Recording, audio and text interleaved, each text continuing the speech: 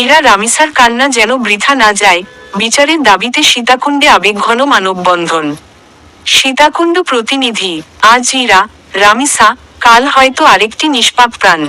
আমরা আর কত সন্তান হারালে জাগবো, এমন হৃদয়বিদারক আহ্বানে রামিসা ও ইরা হত্যার সুষ্ঠু বিচার দাবিতে মানববন্ধন করেছে মানবিক welfare society of Bangladesh, Sitakunda থানা কমিটি এবং রক্তের বন্ধনে আবদ্ধ আমরা পরিবার।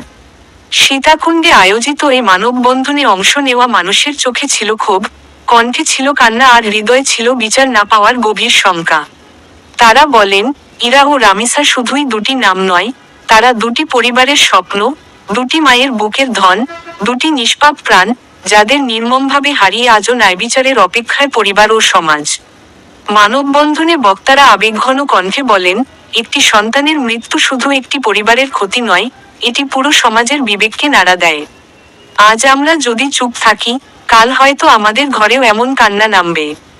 তারা আরও বলেন, নারী ও শিশু নির্যাতন, ধর্ষণ ও হত্যার ঘটনায় বিচারহীনতার সংস্কৃতি অপরাধীদের সাহসী করে তুলছে। তাই দ্রুত তদন্ত শেষ করে প্রকৃত অপরাধীদের আইনের আওতায় এনে দৃষ্টান্তমূলক শাস্তি নিশ্চিত করার দাবি জানান তারা। মানববন্ধনে অংশগ্রহণকারীরা হাতে বিভিন্ন প্ল্যাকার্ড নিয়ে স্লোগান দেন, ইরা রামিসার হত্যার বিচার চাই, বিচারহীনতা বন্ধ হোক, নিরাপদ হোক আমাদের সন্তানদের ভবিষ্যৎ।